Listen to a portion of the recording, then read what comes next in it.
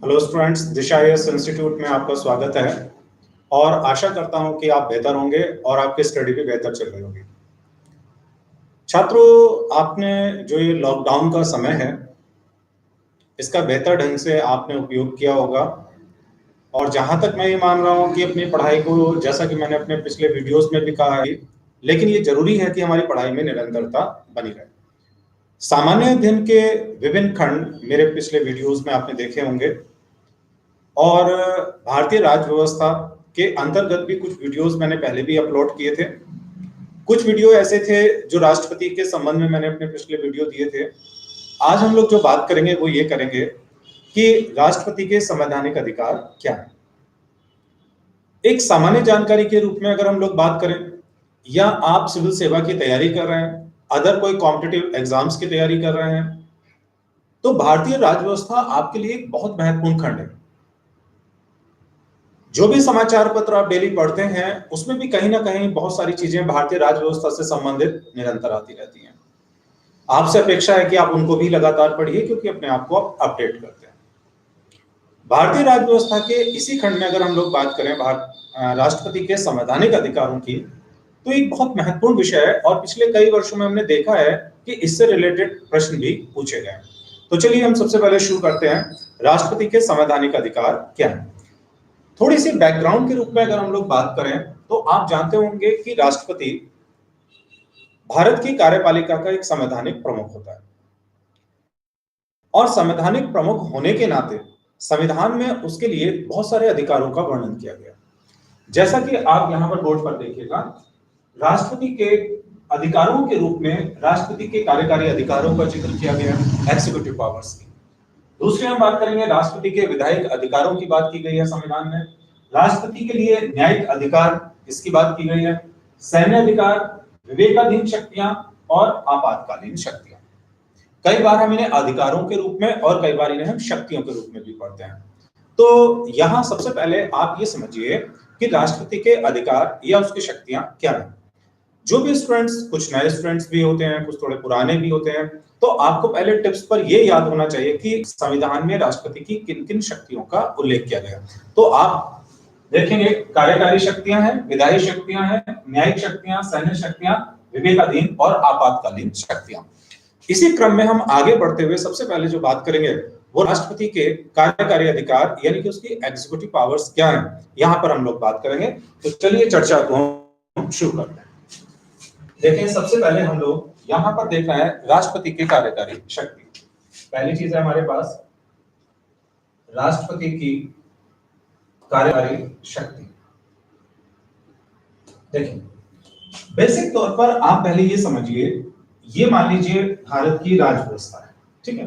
राष्ट्रपति कहां पर है? राष्ट्रपति इस राजस्व, जो हमारे भारत का एक पूरा कार्यकारी एक ढांचा है, उसका एक संवैधानिक प्रमुख है। मान लीजिए ये हमने लिया एग्जीक्यूटिव, यहां पर राष्ट्रपति, ये राष्ट्रपति, ठीक है। नीचे आपके पास मंत्रिपरिषद, जिसमें प्रधानमंत्री सहित जो अन्य मंत्री हैं ये हमारे पास आ गए, और नीचे हमारे पास आ गई नौकरशाही, ठीक है। तो जो भारत की ये हमारे पास एक एग्जीक्यूटिव बॉडी है, कार्यकारी है, तो उसका जो संवैधानिक प्रमुख है, ये संवैधानिक प्रमुख कौन है? राष्ट्रपति, ठीक। अब कई बार आप देखते होंगे, आपने पढ़ा भी होगा इस चीज को, क्या राष्ट्रपति समस्त अधिकारों का प्रयोग स्वयं करता है, ठीक है, या अपने अधीनस्थ जो अधिकारी होते हैं उनके माध्यम से करता है? तो संविधान में राष्ट्रपति को कार्यकारी का प्रमुख तो कहा गया है, लेकिन राष्ट्रपति बहुत सारी शक्तियों का प्रयोग सीधे नहीं करता, बल्कि वो मंत्रिपरिषद की सलाह के अनुसार करता है। अब कहां पर वो मंत्रिपरिषद की सलाह के अनुसार करेगा, या कहां पर वो स्वयं भी उन अधिकारों का सीधे प्रयोग करेगा, इसका अध्ययन हमें जो है वो थोड़ा गहराई से करना होगा, ठीक है। तो पहले हम ये देखते हैं कि जो भारत में हमारी एक लोकतांत्रिक व्यवस्था है, उस लोकतांत्रिक व्यवस्था में वास्तविक अधिकार जो दिए गए हैं वो प्रधानमंत्री सहित मंत्रिपरिषद को दिए गए, और प्रधानमंत्री सहित मंत्रिपरिषद को जो अधिकार प्रदान किए गए हैं वो अपनी सलाह राष्ट्रपति को देते हैं और राष्ट्रपति उस सलाह के अनुसार कार्य करता है, ठीक है। अब हम यहां पर थोड़ा सा आर्टिकल्स के अकॉर्डिंग देखेंगे और हम देखेंगे कि किन आर्टिकल्स में इन शक्तियों का प्रयोग की बात की गई है। चलिए सबसे पहले हम लोग देख रहे हैं यहां पर आर्टिकल में आर्टिकल 74(1) यहां पर हम ले रहे हैं अनुच्छेद आपके पास आएगा 74(1), ये आप नोट कर लीजिएगा। देखिए क्या कहा गया, आर्टिकल 74(1) में कहा गया है कि राष्ट्रपति को सहायता देने के लिए और उसकी सहायता करने के लिए, उसको सलाह देने के लिए एक मंत्रिपरिषद होगी। इस मंत्रिपरिषद का जो प्रमुख होगा प्रधानमंत्री होगा और राष्ट्रपति अपने जितने भी फंक्शंस हैं, उसके जो कार्य हैं, वो अपने कार्य में इस मंत्रिपरिषद की सलाह के अनुसार कार्य करेगा। तो कॉन्स्टिट्यूशन में जो सीधी सीधी बात कही गई है, आर्टिकल 74(1) में कहा गया है कि राष्ट्रपति को सहायता करने के लिए और उसे सलाह देने के लिए एक मंत्रिपरिषद, ठीक है। मंत्रिपरिषद का प्रमुख कौन होगा? प्रधानमंत्री होगा और राष्ट्रपति अपने जितने भी फंक्शंस करेगा, अपने जितने भी कार्य करेगा, वो इस मंत्रिपरिषद की सलाह के अनुसार करेगा, ठीक है। तो भारत के इसी लोकतांत्रिक व्यवस्था को आप देखिएगा कि राष्ट्रपति को ये अधिकार सीधे प्रदान नहीं किए गए कि वो इस जो एग्जीक्यूटिव पावर्स है राष्ट्रपति इनको सीधे प्रयोग करे, नहीं, बल्कि ये मंत्रिपरिषद की सलाह के अनुसार करे। अब आप थोड़ा सा इस पर अध्ययन ये करिएगा या इसको सोचिएगा कि मंत्रिपरिषद की सलाह क्यों अनिवार्य है? क्या राष्ट्रपति स्वयं कर सकता है इसको? तो आपने कई बार मेंस में भी क्वेश्चन देखे होंगे, क्या राष्ट्रपति एक स्टैंप पैड है? जो मंत्रिपरिषद कहेगी वही मंत्रिपरिषद के अनुसार वो राष्ट्रपति कार्य करेगा, ठीक है। ऐसे प्रश्न कई बार बनकर आते हैं। तो यहां एक एक चीज का थोड़ा सा आप चिंतन भी इस जगह पर करिएगा। क्या मंत्रिपरिषद जो सलाह राष्ट्रपति को देगी, क्या राष्ट्रपति उसको बिल्कुल आंख मूंद कर उस पर विश्वास करेगा और अपना कार्य करेगा? ठीक है, तो ये पॉइंट एक आप नोट करिएगा, इसी को हम थोड़ा सा आगे देख के चलेंगे, पहले हम यहीं तक रखते हैं। लेकिन अब एक और बात कि राष्ट्रपति जहां पर मंत्रिपरिषद की सलाह के अनुसार कार्य करेगा, वहीं 44वें संविधान संशोधन द्वारा एक व्यवस्था की गई, ठीक है, नोट करिएगा 44वें संविधान संशोधन द्वारा कि राष्ट्रपति के पास जब कोई विधेयक आएगा तो राष्ट्रपति के पास अधिकार है कि वो उस विधेयक को पुनर्विचार के लिए लौटा सकता है, ठीक है। तो मंत्रिपरिषद की कोई जो सलाह राष्ट्रपति के लिए होगी वो कोई सलाह ऐसे बाध्यकारी नहीं है। 44वें संविधान संशोधन के अनुसार ये व्यवस्था की गई है कि अगर कोई भी विधेयक राष्ट्रपति के सम्मुख आएगा तो राष्ट्रपति उस विधेयक को पुनर्विचार के लिए वापस भेज सकता है। लेकिन पुनर्विचार के बाद वो सलाह जब दोबारा से राष्ट्रपति के लिए आएगी तो अब की बार राष्ट्रपति के लिए उस सलाह को मानना अनिवार्य है। फिर भी क्या वो सलाह मानना जो अनिवार्य है उसमें भी कुछ अपवाद है हमारे पास में, तो इसी विषय को हम आगे भी देखेंगे, क्या उसमें कोई अपवाद हो सकता है या नहीं हो सकता, ठीक है। इसी क्रम में आगे बढ़ते हैं। अब हम लेंगे आर्टिकल 74 के बाद में आर्टिकल 74(2). 74(2) में कहा गया है इस जगह पर कि न्यायालय में इस प्रश्न की कोई जांच नहीं हो सकती कि मंत्रिपरिषद ने राष्ट्रपति को क्या सलाह दी, ठीक है। आप इसको समझिए कि अगर किसी मंत्रिपरिषद ने राष्ट्रपति को कोई सलाह दी, ठीक है भाई, ये ABCD ये कोई सलाह है, तो क्या न्यायालय में इस बात की कोई जांच हो सकती है कि क्या सलाह दी गई? तो आर्टिकल 74(2) कहता है कि न्यायालय में इस प्रश्न की कोई जांच नहीं हो सकती है, ठीक है। अगले क्रम पर आते हैं। अब हम लेंगे, महत्वपूर्ण है आर्टिकल 75(1), अनुच्छेद 75(1). ध्यान रखिएगा, ये प्रश्न के अनुसार काफी महत्वपूर्ण है और पिछले कई वर्षों में इससे संबंधित प्रश्न भी पूछा गया। क्या है? राष्ट्रपति प्रधानमंत्री की नियुक्ति करेगा, राष्ट्रपति प्रधानमंत्री की नियुक्ति करेगा और अन्य मंत्रियों की नियुक्ति प्रधानमंत्री की सलाह के अनुसार करेगा। सीधी सी बात है। अब एक बात ये आती है कि क्या हमारे यहाँ कोई प्रधानमंत्री का निर्वाचन होता है या उसकी नियुक्ति होती है? कई बार ऐसे प्रश्न आते हैं और जब कई बार ऑब्जेक्टिव में इस तरह के प्रश्न आते हैं तो हमें कंफ्यूजन भी हो जाती है कि निर्वाचन होता है प्रधानमंत्री का या नियुक्ति होती है। तो पहले आप ध्यान रखिएगा, जब लोकसभा के चुनाव होते हैं तो हमारे यहाँ प्रधानमंत्री के चुनाव, उसके निर्वाचन की इस तरह की व्यवस्था नहीं है, बल्कि हम लोग अपने सांसद को चुनते हैं और जो सांसद हैं जिसको भी बहुमत मिलता है जिस पार्टी को, वो अपने में से नेता चुनता है और वही नेता जो है प्रधानमंत्री के रूप में नियुक्त होता है, ठीक है। तो राष्ट्रपति प्रधानमंत्री की नियुक्ति करेगा। अब कौन प्रधानमंत्री हो सकता है, ठीक है, किसकी नियुक्ति करेगा? तो बहुत ही सामान्य सी बात इसके लिए है कि जो लोकसभा के चुनाव होते हैं और उस चुनाव में जिस पार्टी को बहुमत मिलता है, उस बहुमत जिसको बहुमत मिला उसके नेता को, जो उनका संसदीय दल जिसको तय करता है, उसके नेता को राष्ट्रपति प्रधानमंत्री के रूप में नियुक्त करेगा। ठीक है। और यहां पर जो प्रधानमंत्री होगा वो अपनी टीम की घोषणा भी करेगा कि भाई मेरे पास कौन कौन से मंत्री होने चाहिए। तो प्रधानमंत्री की सलाह पर जो अन्य मंत्री हैं उनकी नियुक्ति राष्ट्रपति के द्वारा की जाएगी। ठीक है। इस क्रम में हम एक चीज और देखेंगे, आर्टिकल 75 1A में कहा गया है कि जो मंत्री परिषद है उसका आकार कितना होना चाहिए। तो आर्टिकल 75 1A में कहा गया है कि मंत्री परिषद का आकार लोकसभा की कुल सदस्य संख्या के 15% से अधिक नहीं होना चाहिए। ठीक है। और यह व्यवस्था की गई है 91 अमेंडमेंट के द्वारा 2003 में, 91वें संविधान संशोधन द्वारा 2003 में। तो इसको आप ध्यान रखिएगा कि जो मंत्री परिषद है उसका आकार कितना होता है। तो मंत्री परिषद का जो आकार होता है वो लोकसभा की कुल सदस्य संख्या के 15% से अधिक नहीं होना चाहिए। ये प्रधानमंत्री की संख्या के साथ मैं आपको बता रहा हूं, और ये 91वें संविधान संशोधन के द्वारा वर्ष 2003 में व्यवस्था की गई। ठीक है। अब एक और बात, जैसा मैंने आपको बताया था कि भाई प्रधानमंत्री की सलाह के अनुसार राष्ट्रपति मंत्री परिषद की मंत्री की नियुक्ति करता है। और ध्यान रखिएगा यहां पर कि अगर हमारे पास सपोज पूरा मंत्री परिषद है, आप इसको ऐसे मानिए, ये हमारे पास है यहां पर मंत्री परिषद। ठीक। और इसमें से ये तो संपूर्ण है, ये तो कैसा है हमारे पास, संपूर्ण मंत्री परिषद है। और इसमें से ये सपोज कोई एक मंत्री है व्यक्तिगत रूप से, पर्सनल रूप से, तो जो एक मंत्री होता है व्यक्तिगत रूप से वो राष्ट्रपति के प्रसाद पर्यंत कार्य करता है। प्रसाद पर्यंत का मतलब होता है राष्ट्रपति की इच्छा के अनुसार कार्य करता है, यानी कि जब चाहे राष्ट्रपति उसको उसके पद से हटा सकता है या वो भी अपना त्याग पत्र दे सकता है। लेकिन अगर संपूर्ण मंत्रिपरिषद है तो राष्ट्रपति संपूर्ण मंत्रिपरिषद का त्याग पत्र नहीं मांग सकता। राष्ट्रपति एक मंत्री का तो त्याग पत्र ले सकता है लेकिन संपूर्ण मंत्रिपरिषद का नहीं ले सकता, क्योंकि संपूर्ण मंत्रिपरिषद जो है वो लोकसभा के प्रति उत्तरदायी होती है। और लोकसभा में यह तय होता है, उस बहुमत के द्वारा तय होता है कि वो संपूर्ण मंत्रिपरिषद कार्य करेगी या नहीं करेगी। यानी सीधी सीधी बात है कि मंत्रिपरिषद 5 वर्ष के अंदर लोकसभा में तब तक कार्य करेगी जब तक उसके पास बहुमत है।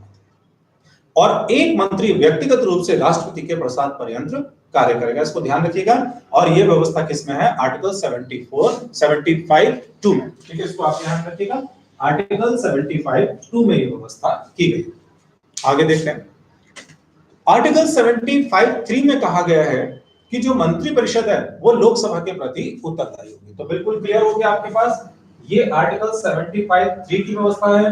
क्या व्यवस्था है, ध्यान से, आर्टिकल 75(3) कहता है कि संपूर्ण मंत्रिपरिषद लोकसभा के प्रति उत्तरदायी, यानी कि उसका बहुमत अगर लोकसभा में है तो मंत्रिपरिषद कार्य करेगी, और किसी वजह से उसका बहुमत अगर लोकसभा में नहीं है तो मंत्रिपरिषद को त्याग पत्र देना होगा। परंतु अगर एक मंत्री है व्यक्तिगत रूप से, तो आर्टिकल 75(2) में कहा गया है कि राष्ट्रपति की इच्छा अनुसार वो कार्य करेगा, प्रसाद पर्यंत वो कार्य करेगा, यानी राष्ट्रपति जब चाहे उसका त्याग पत्र ले सकता है। ठीक है, चलो आगे बढ़ते हैं। अगली बात हमारे पास है आर्टिकल 75(5) में लेते हैं। क्या लेते हैं, यदि कोई मंत्री है, ठीक है, मान लीजिए कोई मंत्री है, अगर वो 6 माह तक, ठीक है, ध्यान रखिएगा इस शब्द को, अगर वो 6 माह तक किसी भी सदन के किसी भी सदन मतलब संसद है, उस संसद के किसी भी सदन का सदस्य नहीं है, तो वो अपने पद पर नहीं रहेगा। अब कहने का मतलब क्या है, इसको समझिए। देखिए, हमने आपको क्या बताया, हमने आपको बताया आर्टिकल 75(5) के, सपोज कोई एक मंत्री है, मान लीजिए मैंने ये बनाया, कोई एक मंत्री है, कोई ए व्यक्ति एक मंत्री है। ये मंत्री जो है इसके लिए अनिवार्य है, ठीक है, कि वो जो संसद के 2 सदन हमारे पास हैं, लोकसभा और राज्यसभा, ठीक है, तो जब किसी व्यक्ति को मंत्री के रूप में नियुक्त किया जाता है, किसी व्यक्ति को मंत्री के रूप में नियुक्त किया जाता है, तो नियुक्ति के समय यह आवश्यक नहीं है कि वो सदन का सदस्य हो। ठीक है, आप अपने आप को ले लीजिए। अगर आपको राष्ट्रपति के द्वारा मंत्री के रूप में नियुक्त किया जाता है तो आपके लिए जरूरी नहीं है कि आप तुरंत लोकसभा का चुनाव लड़ें और जीतें या राज्यसभा का।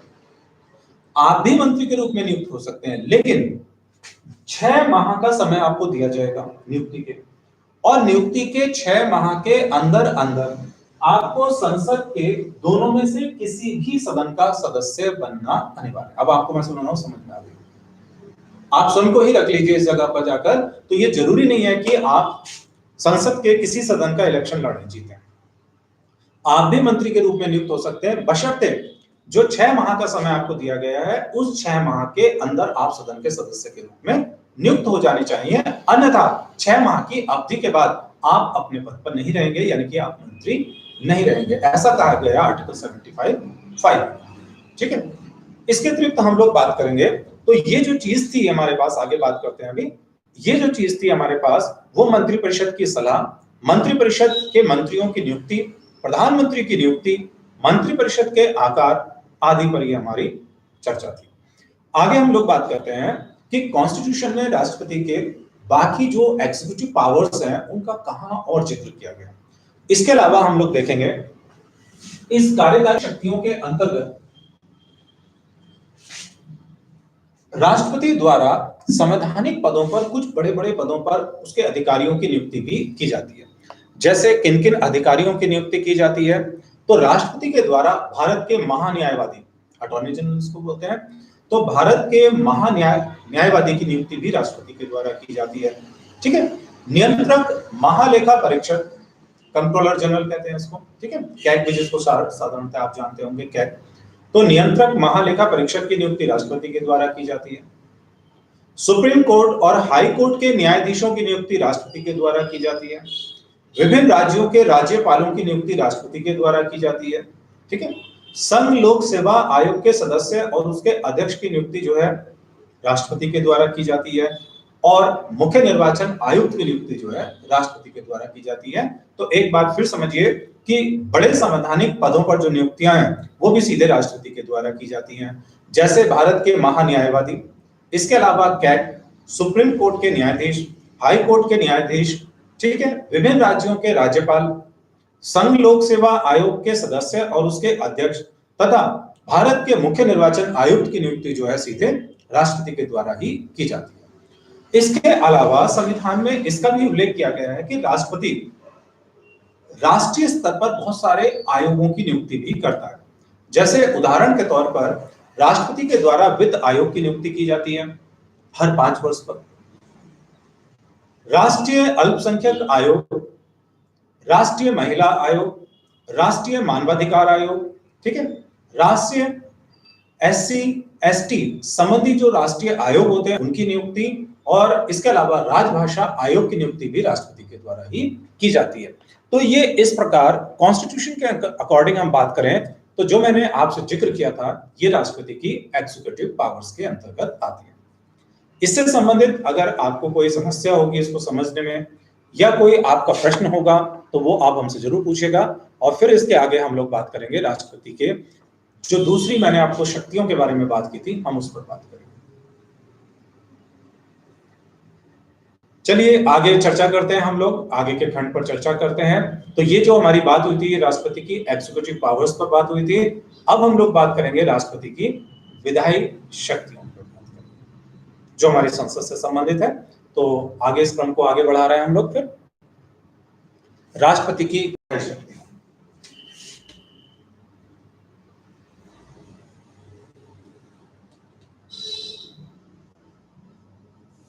राष्ट्रपति की विधायी शक्ति। देखिए सबसे पहले हम लोग ये जान लें कि राष्ट्रपति की विधायी शक्तियां होती क्या हैं, इसका तात्पर्य क्या है, पहले इसको समझते हैं। देखो सबसे पहली चीज हमारे पास है कि राष्ट्रपति संसद का एक अभिन्न अंग है। ठीक है, देखें आप यहां पर समझ सकते हैं कि जो ये पार्लियामेंट है, संसद है, ठीक है, ये संसद के अंतर्गत 3 अंग माने जाते हैं। क्या क्या? स्वयं राष्ट्रपति, ठीक है, लोकसभा और राज्यसभा, हमारे पास क्या होते हैं ये दो तो हमारे पास संसद के सदन है, सदन मतलब हाउस, ये दो हमारे पास क्या होगा, उसके हाउस है, राष्ट्रपति होगा। तो राष्ट्रपति की जो विधायी शक्तियां हैं, लेजिस्लेटिव पावर्स हमारे पास आती हैं, ये किससे जुड़ी हुई है, संसद से।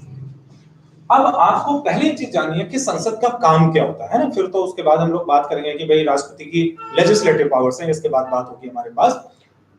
तो हमारा एक लोकतांत्रिक व्यवस्था है देश की, उसके अंदर संसद का योगदान ये होता है कि संसद में जो भी सदस्य चुनकर जाते हैं, है ना, आपने जैसे देखा होगा लोकसभा की कार्रवाई देखा होगा, राज्यसभा की कार्रवाई देखा होगा, तो एक तो हमारे पास हो गया सत्ता पक्ष, जिस पार्टी को भी बहुमत मिला, और एक हमारे पास हो गया विपक्ष हो गया, ठीक है, आप देखते होंगे।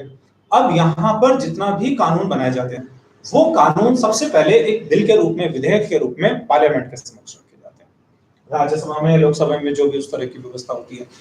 मान लीजिए, उदाहरण के तौर पे मान लीजिए कि कोई विधेयक सरकार के द्वारा, सत्ता पक्ष के द्वारा लाया गया, लोकसभा में लाया गया। अब लोकसभा में आपने देखा होगा, टीवी पे कार्रवाई देखी होगी, तो उसमें सत्ता पक्ष के लोग भी बैठे हैं, उसमें विपक्ष के लोग भी बैठे हुए हैं वहां पर, और कोई बिल जो सरकार के द्वारा लाया गया उस पर सबसे पहले चर्चा होगी दोनों के बीच में। चर्चा होने के बाद उस पर वोटिंग होती है, मतदान होता है। अगर वोटिंग में उसको बहुमत मिल गया, उस बिल को बहुमत मिल गया, तो वो बिल एक सदन से पास हो जाएगा। पास होने के बाद वो बिल जाएगा दूसरे सदन में जाएगा। फॉर एग्जांपल आप मान के चलो कि भाई दूसरा सदन हमारे पास में राज्यसभा है।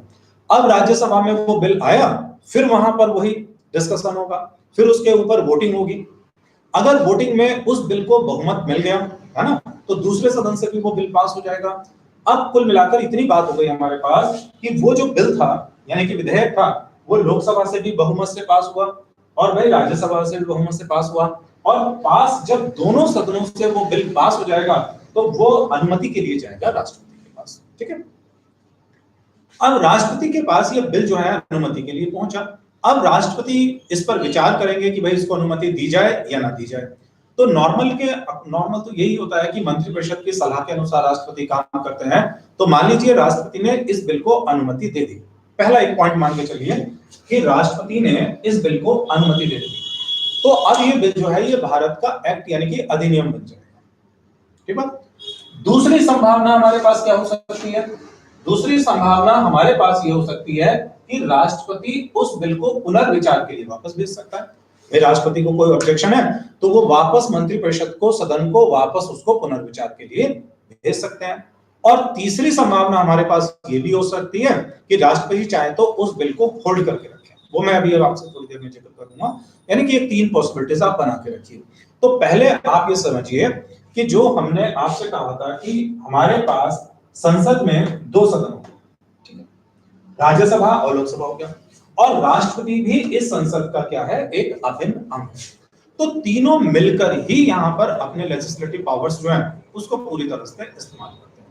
तो हम पहले यहीं पर चर्चा करते हैं कि कॉन्स्टिट्यूशन में राष्ट्रपति की कौन सी लेजिस्लेटिव पावर्स का उल्लेख किया गया, ठीक है। चलिए देखते हैं।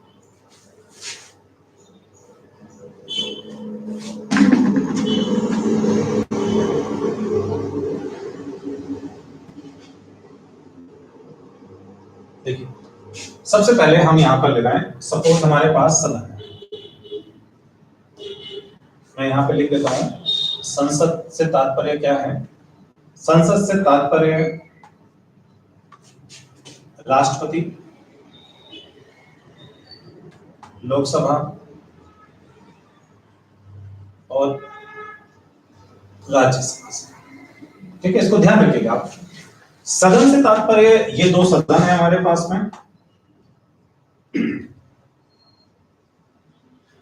हाउस है हमारे पास। तो सदन हमारे पास कौन कौन से हो गए? लोकसभा और राज्यसभा।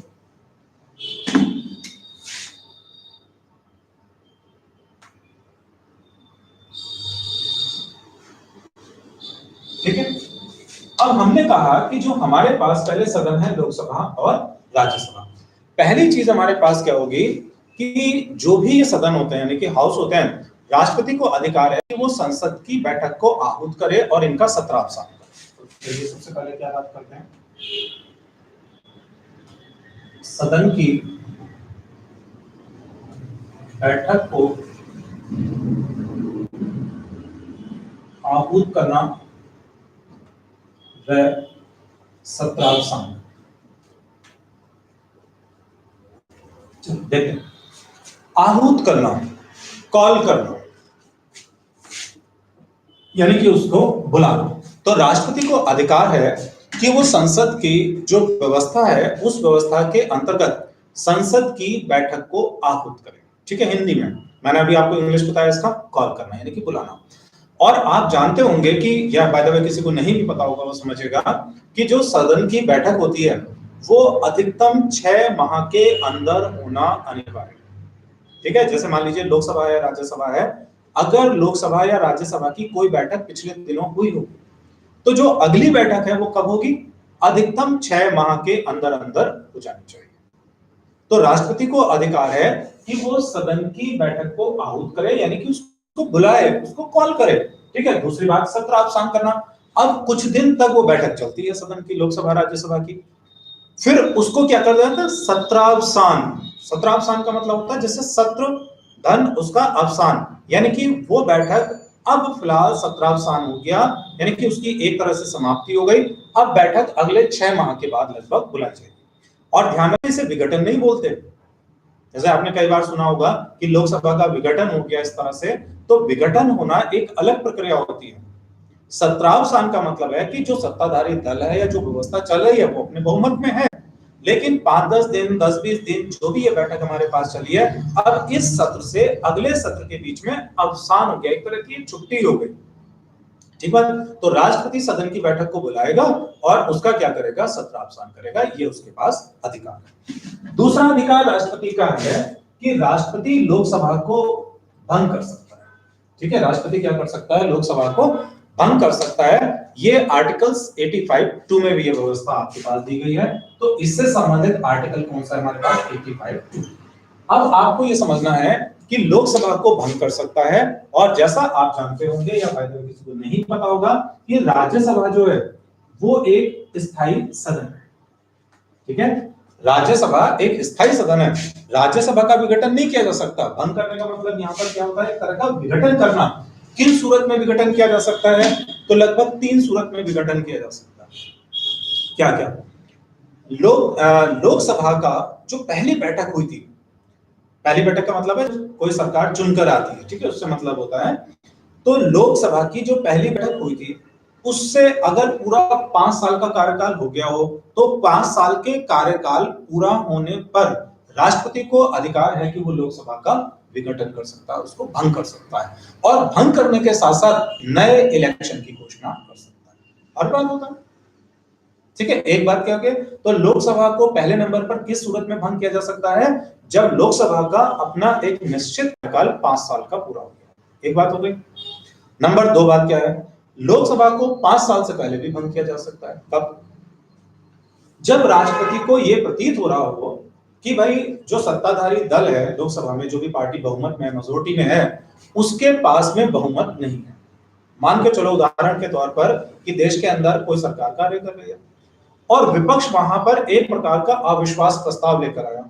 अविश्वास प्रस्ताव पर वोटिंग हुई और उस वोटिंग में यह पाया गया कि सरकार के पास बहुमत नहीं है, तो राष्ट्रपति को अधिकार है कि वो लोकसभा का क्या कर सकता है? विघटन कर सकता है। और तीसरी सूरत हमारे पास एक और हो सकती है जिसका जिक्र थोड़ा सा कम किया जाता है कि सरकार के पास बहुमत तो है लेकिन सरकार कॉन्स्टिट्यूशन की व्यवस्था के अनुसार नहीं चल रही। ध्यान रखिएगा, सरकार के पास बहुमत है लेकिन सरकार कॉन्स्टिट्यूशन की व्यवस्था के अनुसार नहीं चल रही, तो राष्ट्रपति उस सूरत में भी मंत्रिपरिषद को, यानी कि लोकसभा की जो व्यवस्था है उसको भंग कर सकता है, क्योंकि राष्ट्रपति कार्यकारी प्रमुख है। ध्यान रखेंगे आप इस बात को। तो इन 3 सूरत में लोकसभा भंग हो सकती है। ठीक है। राज्यसभा, जैसे मैंने आपको बताया था, राज्यसभा एक स्थायी सदन है, ये भंग नहीं होता है, इसका अपना एक निश्चित कार्यकाल होता है, उसके सदस्य हर एक 6 साल पर जो है वो रिटायर होते हैं, उसकी एक व्यवस्था अलग रहती है। चलिए आगे बात करते हैं। दूसरी चीज हमारे पास होगी, तो अब ये हो गया। अब इसी से संबंधित राष्ट्रपति के पास एक पावर हो रहा है, वो पावर है इन दोनों सदनों की संयुक्त बैठक बुलाना।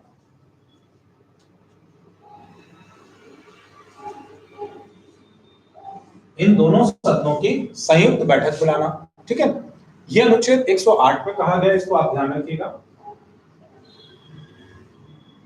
ये कहां पे कहा गया? अनुच्छेद 108 में। आप समझे, दोनों सदनों की संयुक्त बैठक से तात्पर्य क्या होता है? लोकसभा और राज्यसभा की एक ज्वाइंट मीटिंग। ठीक है, लोकसभा और राज्यसभा की एक ज्वाइंट मीटिंग। नॉर्मल कंडीशन में ज्वाइंट मीटिंग नहीं होती है, लोकसभा की अपनी कार्रवाई अलग चलती है और राज्यसभा की अपनी कार्रवाई अलग चलती है। लेकिन कुछ सूरत में राष्ट्रपति को यह अधिकार है कि वो लोकसभा और राज्यसभा की ज्वाइंट बैठक को बुला सकता है। कब बुला सकता है? तो सामान्य रूप से आप समझिए, पहली चीज तो ये हो सकती है हमारे पास में कि जब लोकसभा के चुनाव होते हैं। ठीक है, जब लोकसभा के चुनाव होते हैं तो चुनाव होने के बाद जो लोकसभा का आगे पहला मतलब बैठक होती है, तो वो जो पहली बैठक होती है वो संयुक्त अधिवेशन होता है, उसमें राष्ट्रपति का अभिभाषण होता है। तो मेरा कहने का मतलब है कि जब नई सरकार चुनी जाती है और जब नई सरकार चुनी जाती है तो उसमें संसद का पहला जो बैठक होती है, जो पहला सत्र होता है, वो एक ज्वाइंट बैठक होती है जिसमें राष्ट्रपति का एक अभिभाषण होता है। तो एक राष्ट्रपति उस पर ज्वाइंट बैठक को बुलाता है। दूसरे नंबर पर राष्ट्रपति ज्वाइंट बैठक को बुला सकता है कि अगर कोई साधारण विधेयक है, ठीक है, साधारण विधेयक है और उस साधारण विधेयक में लोकसभा और राज्यसभा के बीच में कुछ मतभेद चल रहा है, तो उस मतभेद को समाप्त करने के लिए भी ये इस तरह की चीज को बुलाया जा सकता है। ठीक है, तो ऐसी कुछ व्यवस्थाएं हैं जिन सूरत में ज्वाइंट बैठक को बुलाया जा सकता है। आगे हम लोग बात करते हैं इस जगह पर राष्ट्रपति को संसद से संबंधित अन्य अधिकार क्या है। राष्ट्रपति को यह भी अधिकार है कि राष्ट्रपति वित्त आयोग, इसके अलावा कैग की रिपोर्ट और जो भारत सरकार का बजट होता है उस बजट को संसद के समक्ष प्रस्तुत करवाते हैं। ठीक है, ये इसके अलावा राष्ट्रपति को यह अधिकार है कि वो लोकसभा में ठीक है, आंग्ल भारतीय समुदाय के 2 सदस्यों को नियुक्त कर सकता है। आंग्ल भारतीय मतलब एंग्लो इंडियंस होते हैं, तो राष्ट्रपति को अधिकार है कि वो लोकसभा में 2 एंग्लो इंडियन समुदाय के लोगों को क्या कर सकता है? मनोनीत कर सकता है। इसके अलावा राज्यसभा में 12 व्यक्तियों को मनोनीत कर सकता है जो साहित्य, विज्ञान, कला और जो समाज सेवा के क्षेत्र से जुड़े रहे हैं। तो ये जो चीज है हमारे पास, ये राष्ट्रपति की लेजिस्लेटिव पावर्स है। लेकिन इस लेजिस्लेटिव पावर में आगे भी राष्ट्रपति को कई प्रकार के अधिकार प्रदान किए गए हैं। अगर यहां तक किसी स्टूडेंट के दिमाग में कोई प्रश्न आ रहा हो तो वो आप नोट कर लीजिएगा और नोट करने के बाद आगे हमसे आप जो है उस क्वेश्चन का डिस्कशन कर सकते हैं। अब मैं आपको आगे महत्वपूर्ण चीज पर लेकर चल रहा हूं जो आपकी प्रारंभिक परीक्षा और मुख्य परीक्षा के लिए भी बड़ा महत्वपूर्ण है, लेजिस्लेटिव पावर से रिलेटेड है, नोट कीजिएगा।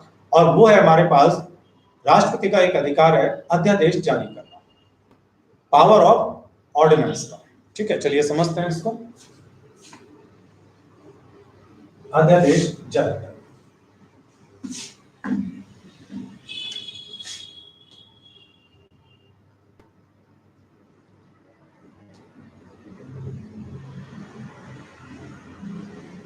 ये आएगा आपके पास आर्टिकल 123 में।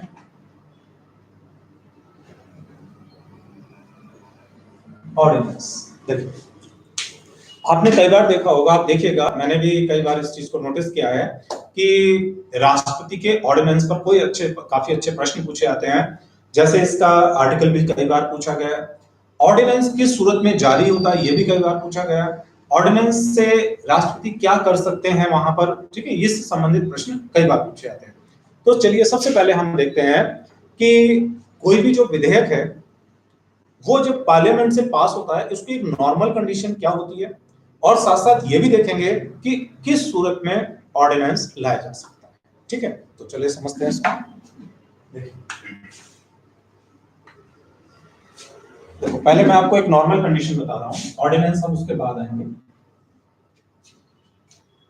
नॉर्मल कंडीशन ये होती है कि मान लें ये हमारे पास लोकसभा है, मान लीजिए इसे, ठीक है, ये हमारे पास राज्यसभा है, यहां पर मान लीजिए मैंने लिख दिया राष्ट्रपति। ठीक है, यहां अगर कोई विधेयक है यानी कि ठीक, मान के चलो इस विधेयक को हम सबसे पहले लोकसभा में लाए और लोकसभा से ये बिल जो है बहुमत के द्वारा पास होता है। अब ये बिल यहां से पास होने के बाद ये पहुंच गया दूसरे सदन में। आप यहां से भी ला सकते हैं, ऐसी बात नहीं, लेकिन वो कुछ व्यवस्थाएं होती हैं। अब यहां भी इसको बहुमत मिले, जैसे मैंने पहले भी बताया था, बहुमत से ये बिल पास हो गया, ये बिल पास हो गया। तो अब ये बिल कहां जाएगा? अनुमति के लिए राष्ट्रपति के पास। अब मैंने आपको पहले नंबर पर बताया था राष्ट्रपति इसको अनुमति दे भी सकते हैं। अनुमति दे दिया तो ये बन जाएगा एक्ट, यानी कि अधिनियम बन जाएगा। या राष्ट्रपति को एक और अधिकार है कि वो उस बिल को पुनर्विचार के लिए वापस कर सकते हैं। और तीसरी बात हमारे पास है, राष्ट्रपति चाहे तो उस कंडीशन में उसको होल्ड भी कर सकते हैं। वो मैं आपको बताऊंगा वीटो पावर्स में आपको बताऊंगा, ठीक है, उसको होते हैं वीटो में। अभी थोड़ा बाद में जिक्र करेंगे इसका। यहाँ पे अब हमने कहा कि एक सामान्य व्यवस्था हमारे संसद में यह है कि कोई भी जो बिल है वो लोकसभा से राज्यसभा से पास होगा। पास होने के बाद वो राष्ट्रपति के पास जाएगा। अगर राष्ट्रपति ने उसको अनुमति दे दी तो वो देश का एक्ट बन जाएगा, कानून बन जाएगा, अधिनियम बन जाएगा। एक नॉर्मल कंडीशन है। लेकिन आप जानते होंगे कि कोई भी जो सदन होता है ना, तो वो सदन अब आप पूरे साल तो नहीं बैठा रहता। कोई भी सदन, लोकसभा की कार्रवाई, राज्यसभा की कार्रवाई ऐसे तो है नहीं कि पूरे साल बैठी है। वो बैठक कुछ दिन चलती है, फिर सत्रावसान हो जाता है। और जैसा मैंने अभी थोड़ी देर पहले आपको बताया था कि एक बैठक से दूसरी बैठक के बीच में लमसम 6 माह का गैप होता है, ठीक है। अब आप एक कल्पना करिए, मतलब ऐसे ही समझिए इस बात को कि लोकसभा की कोई बैठक जो है जनवरी में, उदाहरण के तौर पर, तो जो अगली बैठक है वो तो भाई जून में आएगी, नहीं आएगी हमारे पास में। परंतु जनवरी के बाद और जून से पहले देश में किसी कानून बनाने की आवश्यकता पड़े, मान के चलो, तो बैठक तो नहीं है ना, वो तो 6 महीने में आएगी। तो अगर इस बीच में आपको कानून बनाने की आवश्यकता पड़ जाए तो उस सूरत में संवैधानिक अधिकार में राष्ट्रपति को ये पावर दी गई है कि आप ऑर्डिनेंस के द्वारा उस कानून का निर्माण कर सकते हैं, ठीक है। तो हम यहीं पर ले रहे हैं कि वो जो अध्यादेश था, वो जो अध्यादेश था, ऑर्डिनेंस था, वो कब आएगा? तो पहले ध्यान रखिएगा टर्म एंड कंडीशन में, जब संसद का सत्र मतलब जो उसका अधिवेशन है, जब उसका सत्र ना, चलो पहले एक बात को आप ध्यान रखिएगा, ठीक बात। तो ऑर्डिनेंस केवल उसी सूरत में आ सकता है जब संसद का सत्र ना चला। अब थोड़ा सा आप एक बार रोक के अपना आपको समझिए, इस बात को सोचिए कि भाई कॉन्स्टिट्यूशन में ये व्यवस्था क्यों की गई होगी, है ना। ये दोनों व्यवस्थाएं हैं कि जब सत्र चल रहा है तो भी आप इस तरह से एक्ट्स बना सकते हैं, और बाय द वे जब सत्र नहीं चल रहा है तो ये वाली व्यवस्था आपके पास है ना, ये वाली बात। अब मान के चलिए ऐसे ही आप अपनी पॉकेट में, आपका जो वॉलेट है उसमें 1000 रुपए रखते हैं। अब मान लो कि आप यहां से दिल्ली गए, तो मैं समझ रहा हूं कि अगर आप अपने वॉलेट में 1000 रुपए रखते हैं और उसको आपने अपने पॉकेट में रख लिया और आप दिल्ली चले गए, कल्पना करो कि आपका वॉलेट किसी कहीं निकल गया, किसी ने चुरा लिया, आप क्या करेंगे? आपके पास तो पैसे नहीं है, कहां जाएंगे, क्या खाएंगे, क्या पिएंगे? तो समझदारी आपके पास ये होगी कि आप कुछ पैसे जो है किसी अदर पॉकेट में रख लीजिए ताकि इमरजेंसी में काम आ जाए। कॉन्स्टिट्यूशन में भी एक व्यवस्था शायद यही की गई है कि अगर एक साधारण हमारे पास व्यवस्था चल रही है कि भाई हम 6 महीना किसी काम पर वेट कर सकते हैं, तो जब हमारा जनवरी के बाद में, ऐसे उदाहरण बता रहा हूं, अगर हमारा दूसरा सत्र आएगा तो हम उसमें वो चीज रखेंगे। और उसमें क्या होगा कि जब सदन के अंदर बिल आएगा तो आप समझ जाइएगा कि सत्ता पक्ष के बीच में और विपक्ष के बीच में एक अच्छी खासी बहस भी होगी, चर्चा जिसे हम बोलते हैं। फिर वो बिल पास हो तो उसके लिए वोटिंग भी होगी, और वोटिंग होने के बाद मतदान में अगर वो बिल पर ज्यादा मतदान मिल गया, बहुमत में आ गया, बिल पास हो जाएगा, दूसरे सदन में पहुंच जाएगा हमारे पास। तो एक डेमोक्रेसी के सिस्टम में, लोकतांत्रिक सिस्टम में क्या होता है, ये अनिवार्य होता है कि कोई भी जो देश का कानून बनने जा रहा है, सबसे पहले देश की सबसे बड़ी पंचायत यानी कि संसद में उस पर चर्चा होनी चाहिए, डिस्कशन होना चाहिए। और चर्चा से जब वो बिल वही पास हो जाए तो उसके बाद देश का अधिनियम उसको बना दो, एक व्यवस्था है। लेकिन इमरजेंसी, जैसा मैंने अभी आपसे कहा था, लेकिन अगर ऐसी कोई इमरजेंसी हमारे पास आ जाए कि हम संसद के सत्र का वेट नहीं कर सकते, तो उस कंडीशन में कॉन्स्टिट्यूशन में यह व्यवस्था की गई है कि राष्ट्रपति अपने इस पावर के द्वारा किसी कानून का निर्माण कर सकता है, तो ध्यान रखिएगा, अब याद भी हो गया होगा कि जब संसद का सत्र नहीं चल रहा होगा उस कंडीशन में ही राष्ट्रपति द्वारा ऑर्डिनेंस लाया जा सकता है। लेकिन एक ऑर्डिनेंस पे आप ध्यान रखिएगा कि ऑर्डिनेंस राष्ट्रपति कभी अकेले नहीं लेकर आता कि मन करा भाई चलो सुबह ऑर्डिनेंस ले आए। ऑर्डिनेंस सिर्फ मंत्रिपरिषद की सलाह के अनुसार आता है, ठीक है। और यहां पर मैं आपको बता दूं, पिछले कुछ टाइम में ऑर्डिनेंस बहुत ज्यादा आए। अभी 2014 के बाद सरकार बनी तो ऑर्डिनेंस बहुत आए। उसमें माननीय सुप्रीम कोर्ट ने भी कहा था कि ऑर्डिनेंस एक ऐसी अवस्था में ही लाया जाना चाहिए जब आपके पास पार्लियामेंट का सत्र ना चल रहा। अगर मान लीजिए आप एक सामान्य कानून बनाने जा रहे हैं और उसमें आप इसका वेट नहीं कर सकते, सत्र का वेट नहीं कर सकते, और आप ये काम भी ऑर्डिनेंस के द्वारा लाए जा रहे हैं, तो ये हमारी डेमोक्रेसी के लिए खतरा भी हो सकता है, कोई भी गवर्नमेंट हो चाहे। तो गवर्नमेंट से एक अपेक्षा की गई है उस जगह पर जाकर कि बिल को आप यहीं पर लाएं ताकि उस पर डिस्कशन हो सकता है, क्योंकि ऑर्डिनेंस की जो व्यवस्था है वो केवल उसी सूरत में है जब एक इमरजेंसी जैसी हमारे पास चीज है जहां, और ऑर्डिनेंस के साथ एक लेकिन चीज मैं ये कहूंगा, ये थोड़ी सी नकारात्मक है, उसके साथ एक नेगेटिव इंपैक्ट है कि उसमें चर्चा नहीं होती। मंत्रिपरिषद की सलाह होती है, राष्ट्रपति को वो चीज समझ में आई, हम उस पर ऑर्डिनेंस ले आए। तो वो एक उस व्यवस्था के लिए है कि जब सत्र ना चल रहा हो, ठीक है। आगे इस पे देखते हैं, इतना आपको मैं समझता हूं कि काफी हद तक समझ में आ गया होगा आपको। तो ऑर्डिनेंस इस पर आ सकता है। अब जो ऑर्डिनेंस होता है वो जो कानून बनाया जाता है उस कानून की शक्ति वही होती है जैसा कि साधारणतः यहां पर होती है, ठीक है। ये जो कानून बनाया जाएगा इसकी शक्ति वही होगी जो कि हमारे पास यहां पर होती है। लेकिन ध्यान रखना है कि संसद के अंदर, सॉरी, संविधान के अंदर भी चेक एंड बैलेंस का बहुत बढ़िया सिस्टम भारत में रखा गया। यहां पर राष्ट्रपति को और मंत्रिपरिषद को पूरी पावर नहीं दी गई कि ऑर्डिनेंस आप अनंत काल के लिए, बल्कि संविधान में व्यवस्था की गई है कि जो ऑर्डिनेंस हमारे पास आएगा इस ऑर्डिनेंस की एक अवधि होगी, और ये अवधि हमारे पास होगी वो साधारणतः 6 माह के लिए, ठीक है। अब आप इसको देखिए कितना बेहतर व्यवस्था की गई है कॉन्स्टिट्यूशन में हमारे, कि आप कल्पना करिए कि अगर कोई ऑर्डिनेंस राष्ट्रपति के द्वारा लंबे समय के लिए लाया जाए, अनंत काल के लिए लाया जाए, तो पूरा जो कॉन्स्टिट्यूशन की व्यवस्था है, डेमोक्रेसी की व्यवस्था है, पूरी हिल जाएगी। उससे हो सकता है तानाशाही भी आ जाए हमारे पास। तो बहुत ही बेहतर सिस्टम किया गया है कि वो जो ऑर्डिनेंस है वो 6 माह के बाद आएगा, 6 माह तक उसकी अवधि होगी। और जैसा कि आप जानते हैं कि 6 माह पर संसद का सत्र तो आएगा ही आएगा, तो जो संसद का सत्र आएगा वो उस ऑर्डिनेंस पर चर्चा करेगा, ठीक है। और उस ऑर्डिनेंस पर चर्चा ये होगी यहां पर जाकर कि मान के चलिए कि हम किसी एक विषय पर ऑर्डिनेंस बना रहे हैं। मान लीजिए मैं एक ऑर्डिनेंस लेकर आए थे हम लोग, इसको एग्जांपल से समझते हैं कि हमारा एक अध्यादेश है, ठीक है। मान के चलिए कि ये अध्यादेश नागरिकता के संबंध में किसी कानून पर आया, ये मैं केवल एग्जांपल दे रहा हूं, ठीक है, नागरिकता के संबंध में आया। तो ये जो अध्यादेश आया ये तो केवल 6 माह तक आप लागू कर सकते हैं। 6 माह के बाद संसद का सत्र तो बैठेगा ही, संसद का क्या आएगा, हमारे पास सत्र आएगा। अब मान लीजिए संसद में ये हमारे पास लोकसभा हो गई, ये हमारे पास राज्यसभा हो गई। अगर सरकार ये चाहती है कि ये नागरिकता के संबंध में या किसी भी संबंध में आप इस चीज को, कानून को आगे जारी रखना चाहते हैं, ठीक है, इसको आगे के लिए आप जारी रखना चाहते हैं, तो अब चूंकि ये अवधि तो आपकी खत्म हो गई, तो इसके लिए आपको क्या करना पड़ेगा, अब इसको एक बिल में कन्वर्ट करना पड़ेगा, यानी कि विधेयक में कन्वर्ट करना पड़ेगा, ठीक है, इसी चीज को। तो आप इस बिल या विधेयक को अब संसद में लेकर आओगे। मान लीजिए आप लोकसभा में लाए, लोकसभा में मान लीजिए आप यहां पर लेकर आएंगे, तो यहां पर संसद को यह अधिकार है इस जगह पर जाकर कि संसद का जो सत्र प्रारंभ होगा वो उस पर 6 सप्ताह का समय दिया जाता है।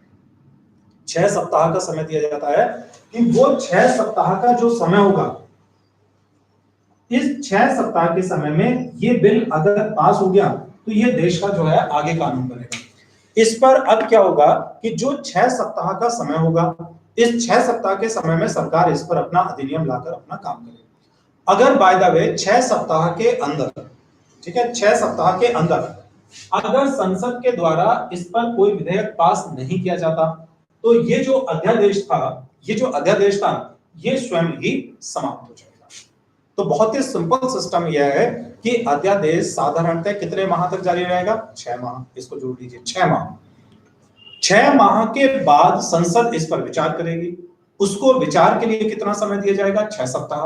और 6 सप्ताह तक अगर सरकार के द्वारा उस पर बहुमत से कोई बिल पास नहीं किया गया तो उसके पश्चात ये ऑर्डिनेंस स्वयं ही समाप्त हो जाएगा। ठीक है, और सरकार या तो भाई कानून बनाए व्यवस्था के द्वारा या फिर आगे जाकर फिर कोई ऑर्डिनेंस लेकर आए, वो एक अलग मुद्दा हो सकता है हमारे पास में। तो ये एक व्यवस्था की गई। अब कॉन्स्टिट्यूशन में कुछ व्यवस्थाएं ये भी की गई हैं कि जो ये ऑर्डिनेंस है, ये ऑर्डिनेंस हर चीज पे नहीं लाया जा सकता। इसके लिए भी कुछ व्यवस्थाएं हमारे पास है। तो ऑर्डिनेंस किन मामलों पे नहीं लाया जा सकता, इस पर आप ध्यान दीजिएगा। देखिए, अगर किसी राज्य का निर्माण करना है या किसी राज्य के क्षेत्र में परिवर्तन करना है या उसके नाम में परिवर्तन करना है, फिर सुनिए, किसी राज्य का निर्माण करना है, मान लीजिए आप किसी राज्य को काट के एक नया राज्य बनाना चाहते हैं, तो किसी राज्य का निर्माण करना है, उस राज्य के क्षेत्रफल में कोई परिवर्तन करना है या उस राज्य के नाम में परिवर्तन करना है, तो इस पर राष्ट्रपति द्वारा ऑर्डिनेंस नहीं लाया जा सकता। इसकी व्यवस्था एक चीज हो गई हमारे पास। या कोई ऐसा विषय हमारे पास हो जिससे किसी राज्य का इंटरेस्ट यानी कि उसका हित प्रभावित होता हो, तो भी राष्ट्रपति के द्वारा ऑर्डिनेंस नहीं लाया जा सकता। तो ये दो मामले आपको मैंने ऐसे बताए हैं जिस पर राष्ट्रपति के द्वारा ऑर्डिनेंस नहीं लाया जा सकता। ठीक, अब हम अगली चीज बात करते हैं राष्ट्रपति की लेजिस्लेटिव पावर में, और वो है राष्ट्रपति की वीटो पावर्स। बड़ी महत्वपूर्ण है। तो आगे हम चर्चा करते हैं राष्ट्रपति की वीटो पावर्स पर।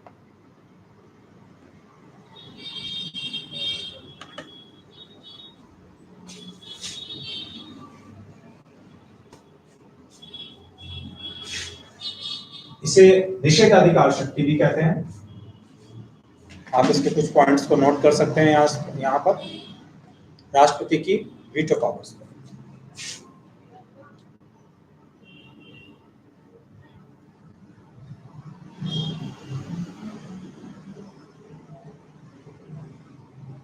ये लेजिस्लेटिव पावर्स में ही है, ध्यान रखेंगे आप।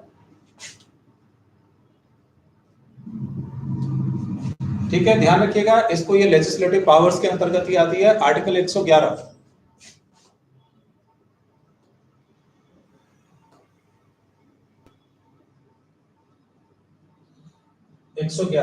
ये ध्यान रखिएगा। पहले राष्ट्रपति की 3 तरह की कॉन्स्टिट्यूशन में वीटो पावर्स का उल्लेख किया गया है, देखेंगे। पहला है पूर्ण वीटो, आप नोट कर सकते हैं।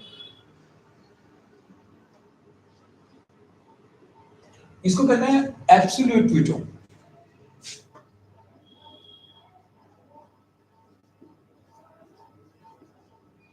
ठीक है, नंबर 2। दूसरा आपके पास होगा निलंबनकारी वीटो यानी सस्पेंसिव वीटो।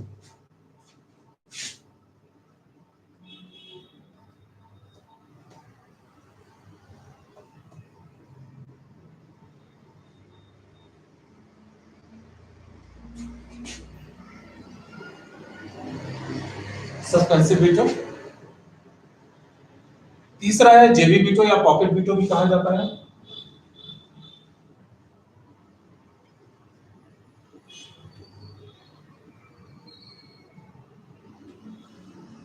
देखिए, अब हम पहले इस मुद्दे को समझते हैं, ये है क्या पहले इसको, है ना।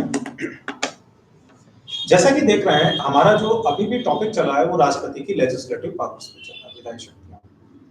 हमने अभी इससे पहले जो आपसे जिक्र किया था वो राष्ट्रपति की ऑर्डिनेंस पावर पर जिक्र किया था।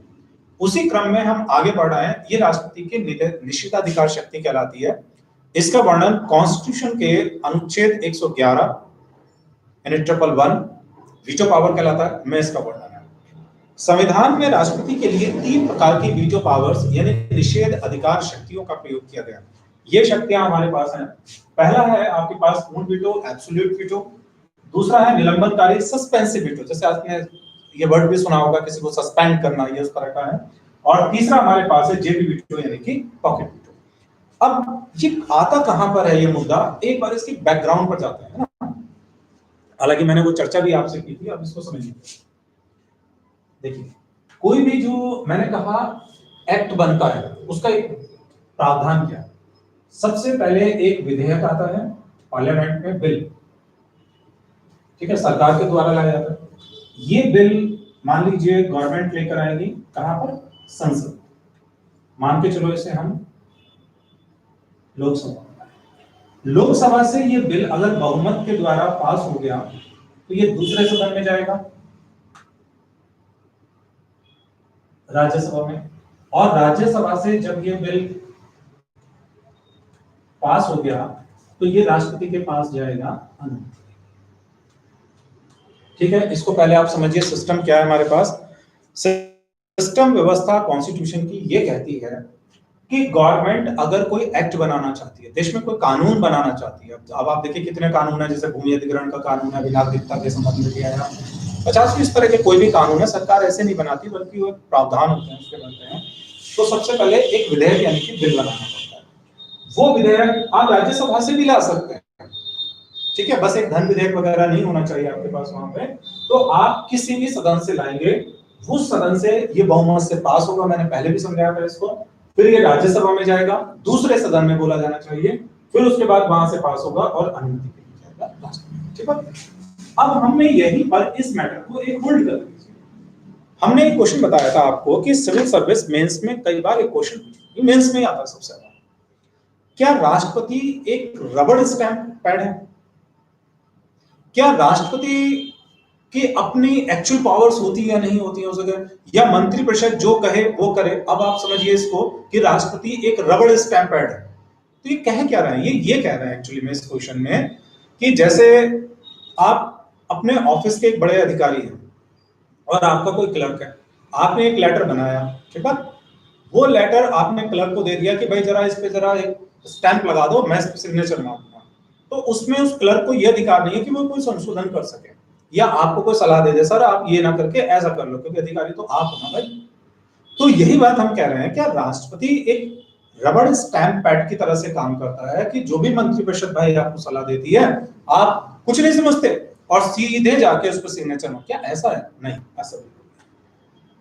ठीक है, तो राष्ट्रपति मंत्रिपरिषद की सलाह को मानते अवश्य है, लेकिन ऐसा नहीं है कि वहां आंख मूंद के उसको माना जाता है, जो वो कहेंगे हम कर लेंगे, ऐसा बिल्कुल नहीं है।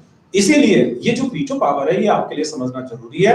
अगर आपने इसको बेहतर ढंग से समझ लिया तो जो सिविल सर्विस में ये वाला प्रश्न पूछा जाता है कि राष्ट्रपति की जो शक्तियां हैं वो वास्तविक रूप से क्या है, क्या वो एक रबड़ स्टैंप पैड है, क्या वो मंत्रिपरिषद जो कहती है उसको ही मानता है, आप इस प्रश्न को ज्यादा अच्छे ढंग से लिख भी सकते हैं। देखिए अब जैसा हमने कहा कि कोई बिल दोनों सदन से पास हुआ, राष्ट्रपति के पास गया, तो राष्ट्रपति मैंने कहा पहले नंबर पे क्या कर सकते थे, पहले नंबर पर किसी भी बिल को अनुमति दे देंगे अगर उन्हें कोई ऑब्जेक्शन नहीं। लेकिन राष्ट्रपति चूंकि कार्यकारी व्यवस्था के हेड है भाई, तो हेड होने के नाते उनके पास ये अधिकार है कि वो उस बिल को कई मायनों में रोक सकते हैं, अनुमति दे सकते हैं या नहीं दे सकते।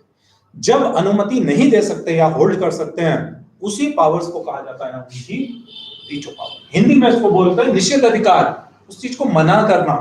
आर्टिकल हमारे पास कितना है? 111। अब चलिए देखिए, पूर्ण वीटो, एब्सोल्यूट वीटो। सबसे पहले हम इसी को समझते हैं कि एब्सोल्यूट वीटो क्या होता है। एब्सोल्यूट वीटो ये होता है कि कोई भी विधेयक जब राष्ट्रपति के पास आया तो राष्ट्रपति उसको मना करते हैं कि भाई मैं इसमें अनुमति नहीं दे रहा। इसको आप ऐसे मानो, आपको अपने घर में कोई काम था, ठीक, आपने अपने फादर से कहा कि मुझे ये चीज चाहिए, उन्होंने कहा नहीं मिलेगी, तो क्या हो गया हमारे पास? पूर्ण वीटो हो गई, एब्सोल्यूट वीटो हो गई, मना। लेकिन ये किस कंडीशन में मना हो सकती है? ये एक दो कंडीशन में मना है।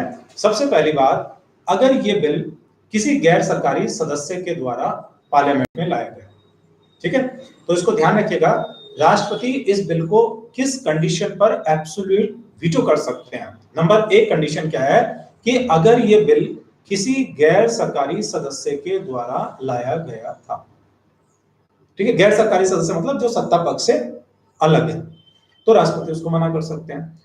और दूसरे नंबर पर तब मना कर सकते हैं कि अगर ये बिल किसी ऐसी सरकार के द्वारा पारित किया गया था जो सरकार अब बहुमत में नहीं है, अब तो कोई और बहुमत में हमारे पास में, तो राष्ट्रपति उसको मना कर सकते हैं। मैं इसको एक उदाहरण से समझा रहा हूं। पहली बात हमने कही थी कि राष्ट्रपति इस पर पूर्ण वीटो कब कर सकते हैं? जब ये किसी, मैं दोनों पे लिख रहा हूं, जब किसी गैर सरकारी सदस्य द्वारा लाया जाए। अब कल्पना करिए भाई, इस समय पर मैं 2020 में हूं, उस समय पर तो हम देख रहे हैं कि इस समय गवर्नमेंट चल रही है हमारे पास, बीजेपी की, और इनसे अलग कोई गैर सरकारी सदस्य है, वो बिल लाया, वो बिल किसी तरह से पास हो गया। अगर राष्ट्रपति, आप समझिए इस चीज को, अगर राष्ट्रपति इस पर अनुमति देते हैं तो भाई सरकार ये भी तो कह सकती है कि हम इसकी जिम्मेदारी क्यों लें, क्योंकि सरकार कोई भी बिल लाती है और उस बिल पे कल को अच्छा होगा, कल को कोई बुरा होगा, तो जिम्मेदारी किसकी होगी यार, सत्ता पक्ष की होगी कि नहीं होगी। ठीक है, चूंकि ये बिल एक गैर सरकारी सदस्य द्वारा लाया गया, मान लीजिए इससे देश में कोई समस्या हो जाए तो सरकार क्यों जिम्मेदारी लेगी, तो मंत्रिपरिषद ये भी तो कह सकती है कि आप इस बिल पर अनुमति मत दो। यहाँ भी तो मंत्रिपरिषद की सलाह हो गई, तो मंत्रिपरिषद की सलाह भी तो जा सकती है कि आप इस बिल पर अनुमति मत दीजिए क्योंकि हम इसकी जिम्मेदारी नहीं लेंगे। तो बात बिल्कुल सही है कि हमने किसी सरकार को चुना, एबीसीडी कोई भी गवर्नमेंट आई तो हमने किसी सरकार को चुना, तो देश में अगर कोई भी कानून बनेगा तो वो सरकार की जिम्मेदारी होती है कि उसकी अच्छाइयां हैं, उसकी बुराइयां, कुछ भी वो गवर्नमेंट की जिम्मेदारी होती है। तो मंत्रिपरिषद किसी ऐसे बिल पर राष्ट्रपति को मना कर सकती है कि आप इस पर अनुमति मत दीजिए जो किसी गैर सरकारी सदस्य द्वारा लाए। ठीक है, नंबर दो कंडीशन मैंने आपको बताई थी कि कोई गवर्नमेंट ऐसी है जिसका बहुमत समाप्त हो गया और उसके स्थान पर नई गवर्नमेंट आई, लेकिन पहली वाली गवर्नमेंट का कोई बिल पास किया हुआ राष्ट्रपति के ऑफिस में पड़ा हुआ है, तो अब की सरकार की सलाह पर राष्ट्रपति चाहे तो उसको मना कर सकता है। एग्जांपल समझिए, इस समय हमने कहा बीजेपी की गवर्नमेंट आ रही, उसके पहले से पहले हमारे पास कांग्रेस की गवर्नमेंट थी। अगर कोई कांग्रेस की गवर्नमेंट के द्वारा, बाय द वे मैं एक एग्जांपल बता रहा हूं, कोई बिल पास होकर राष्ट्रपति के पास पड़ा है, अब राष्ट्रपति ने 2020 में उस बिल को उठाया, अब ये जो बिल था ये तो पहले वाली कांग्रेस सरकार ने इसको पारित किया था, तो अब ये जो गवर्नमेंट इस समय पर हमारे पास कार्य कर रही है, सत्ता पक्ष जो कार्य कर रहा है, वो राष्ट्रपति को यहाँ पर एक सलाह दे सकता है कि चूंकि जिस सरकार ने इसको पारित किया था उसका बहुमत तो खत्म हो चुका, वो तो सरकार अब काम ही नहीं कर रही, उसका बहुमत खत्म हो गया, तो आप इस बिल को अनुमति ना दें। तो राष्ट्रपति उसको बिल्कुल एब्सोल्यूट वीटो कर सकता है। बात वही है, बिल्कुल सही बात है बिल्कुल हमारे पास, क्योंकि पिछली सरकार का बहुमत खत्म हो गया, अब वो सत्ता पक्ष में नहीं है, तो जो सत्ता पक्ष की पार्टी है वो चाहे तो उस बिल पर अनुमति देने से राष्ट्रपति को सलाह दे सकती है कि आप इस पर अनुमति मत दें क्योंकि सरकार की जिम्मेदारी बनेगी फिर उस पर। ठीक है, तो दो कंडीशन ऐसी है जिस राष्ट्रपति एब्सोल्यूट वीटो कर सकता है। आगे अब तीसरी बात पर हम आते हैं यहाँ पर, इसके बाद आगे बढ़ते हुए, वो है राष्ट्रपति की सस्पेंसिव वीटो, सस्पेंड करना, निलंबन करना। यहीं पर आइए, कोई बिल लोकसभा से राज्यसभा से पास हुआ, मान लीजिए अभी 2019 की 20 की बात कर लीजिए, तो लेटेस्ट में कोई बिल यहां से पास हुआ, पास होने के बाद वो राष्ट्रपति महोदय के पास पहुंचा, तो राष्ट्रपति महोदय, मैंने कहा पहले नंबर पर अनुमति दे सकते हैं, लेकिन पहले नंबर के बाद वो ऐसा भी कर सकते हैं कि उनको इस बिल के किसी पॉइंट्स पर आपत्ति है। अब देखिए, कोई जो बिल होता है तो उस विधेयक में कोई एक आध बात तो होती नहीं, उसकी 50 टर्म एंड कंडीशन, 50 उसकी व्यवस्थाएं होती हैं। किसी बिल में मान लीजिए 50 पॉइंट है, राष्ट्रपति को किसी 10 पॉइंट, 5 पॉइंट, 2 पॉइंट या जो भी है उसके कुछ पॉइंट्स पर आपत्ति है। उन्होंने कहा नहीं भाई, मैं इस पे सीधे अनुमति नहीं दे सकता, बल्कि मुझे पॉइंट नंबर इतना, पॉइंट नंबर इतना इतना इतना इतना इतना पर जो है मुझे ठीक नहीं लग रही व्यवस्था, उन्होंने अपनी आपत्ति उस पर लगा दी, तो वहां से राष्ट्रपति क्या करेंगे, अनुमति नहीं देंगे, बल्कि उस बिल को पुनर्विचार के लिए, ध्यान रखिएगा, पुनर्विचार के लिए वापस सदन को भेज देंगे। ठीक है, अब वहां पर पुनर्विचार कौन करेगा, सरकार ही तो करेगी, क्योंकि उसी के तो बहुमत से वो पास होकर आया। तो अब ये सरकार के ऊपर डिपेंड है, यानी मंत्रिपरिषद के ऊपर डिपेंड है कि मंत्रिपरिषद अपने उन्हीं पॉइंट्स को पहले जैसा ही रखे या उसमें चेंज करे। देखिए, दो चीज बनेगी हमारे पास कि मंत्रिपरिषद चाहे तो उस बिल की जो पॉइंट्स आपत्ति थी चाहे तो चेंज करे और चाहे तो भाई चेंज ना करे। हम दोनों को ले लेते हैं। अगर मान के चलो कि मंत्रिपरिषद ने जिस पॉइंट्स पर आपत्ति थी उस पर चेंज कर दिया और चेंज करने के बाद सेम इसी प्रोसेस से फिर राष्ट्रपति को भेजा, राष्ट्रपति ने कहा अरे तो बड़ी अच्छी बात है, point number 5, point number 6, point number 7, 8, 9, 10 पे तो आपने चेंज कर दिया, वेरी गुड, अब मुझे कोई आपत्ति नहीं है, पास हो गया। ठीक है, तब तो कोई समस्या नहीं। लेकिन अब दूसरी कंडीशन पे बात करते हैं, पॉइंट नंबर 6, 5, 7, 8, ये जो भी पॉइंट्स थे ये फिर मंत्रिपरिषद ने चेंज नहीं किए और ऐसे ही पास करके फिर राष्ट्रपति के पास आ गए। तो राष्ट्रपति ने भाई इस चीज को देखा कि मैंने जिन पॉइंट्स पर आपत्ति की थी, पुनर्विचार के लिए इसको भेजा था, वो तो चेंज हुए ही। तो राष्ट्रपति चूंकि उस एग्जीक्यूटिव बॉडी का यार हेड है ना, तो हेड होने के नाते अगर मंत्री परिषद की एज इट इज सलाह को भी राष्ट्रपति माने तो उस पद की कई बार गरिमा भी गिर सकती है। तो यहां कॉन्स्टिट्यूशन में एक आगे की व्यवस्था की गई है पॉकेट वीटो। पॉकेट वीटो इससे ही रिलेटेड हमारे पास आता है कि जब कोई चीज मंत्री परिषद की सलाह, जो मैंने कहा था ना पॉइंट्स पर चेंज होता है या नहीं होता, अब वो पुनर्विचार के बाद राष्ट्रपति के पास आएगी। तो कॉन्स्टिट्यूशन में ये कहा गया है कि पुनर्विचार के बाद जो चीज राष्ट्रपति के पास आएगा, है ना, जो सलाह राष्ट्रपति के पास आएगी, राष्ट्रपति उस सलाह को अनुमति देगा। अब इसको आप ध्यान से पढ़िए, देखिए मैंने क्या कहा आपसे कि राष्ट्रपति किसी विधेयक को पुनर्विचार के लिए मंत्रिपरिषद को भेजेगा, यानी कि सदन को भेजेगा। पुनर्विचार के बाद जो सलाह राष्ट्रपति के पास आएगी, अब वो राष्ट्रपति के लिए मानना या राष्ट्रपति उसको अनुमति देगा। ऐसा कहा गया कि राष्ट्रपति उसको अनुमति देगा। अब आप देखो, जैसे ये लाइन है, आप इसको एक बार लिख के देखिएगा, राष्ट्रपति अनुमति देगा, तो क्या इस कंडीशन में बाध्यता है या नहीं है?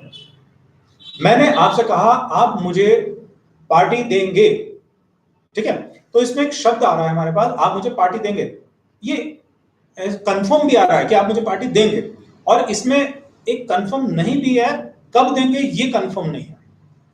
तो राष्ट्रपति अनुमति देगा, ये बात सही है, राष्ट्रपति अनुमति देगा, लेकिन भाई इसमें ये तो नहीं कहा गया कि कब अनुमति देगा, तो इसमें टाइम का उल्लेख हमारे पास नहीं किया गया। तो उसी कंडीशन में राष्ट्रपति क्या करते हैं, यहां पर उस चीज को जेबी वीटो यानी पॉकेट वीटो कर सकते हैं, यानी उसको एक होल्ड कर सकते हैं अपने पूरे कार्यकाल के दौरान। ना तो हम आपको हाँ कह रहे, ना हम आपको ना कह रहे, हमने कहा कि राष्ट्रपति अनुमति देगा, ठीक है, कब देगा टाइम तो नहीं है ना उसमें, ठीक है। तो उसी व्यवस्था को कहा जाता है जेबी वीटो, यानी कि उसको पूरे टाइम के लिए वो एक होल्ड कर सकते हैं। जैसे मैंने कहा कि मैं आपको पार्टी दूंगा, ठीक है भाई मैं आपको दूंगा, कब दूंगा इसका तो उल्लेख नहीं है ना।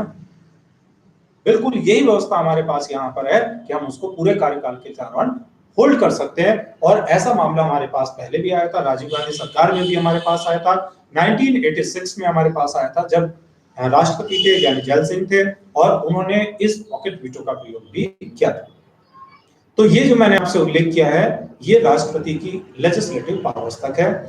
अपेक्षा करता हूं कि आपको समझ में आया होगा।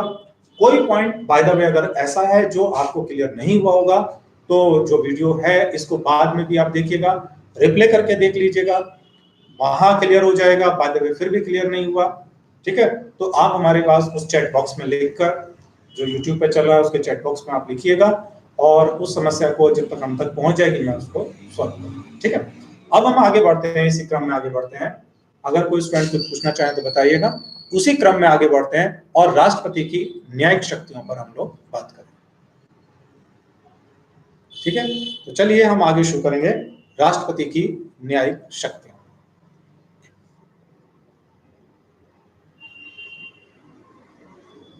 देखिए यहां पर कॉन्स्टिट्यूशन में राष्ट्रपति की न्यायिक शक्तियों का उल्लेख किया गया है।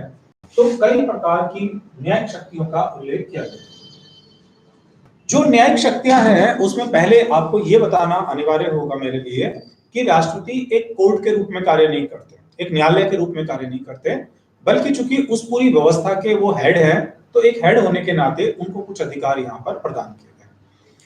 आज हम लोग इस वीडियो में जो चर्चा कर रहे हैं वो राष्ट्रपति की एग्जीक्यूटिव पावर और राष्ट्रपति की एग्जीक्यूटिव पावर के बाद लेजिस्लेटिव पावर पर हमने जिक्र किया। अगले वीडियो में हम आपसे जो चर्चा करेंगे वो राष्ट्रपति की न्यायिक शक्तियों पर उल्लेख करेंगे।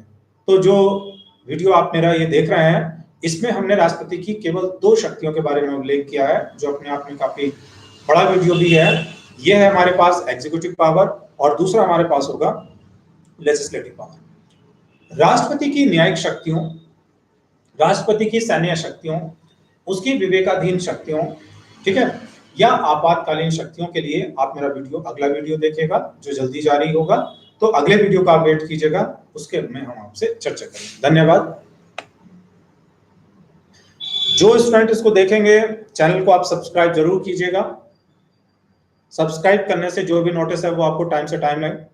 अगर आपको चीजें बढ़िया लगी, आपने पढ़ा, उसको आपको समझ में आया, तो आप लाइक भी कीजिएगा, उसका कमेंट भी आप लिखिएगा, ठीक है। तो राष्ट्रपति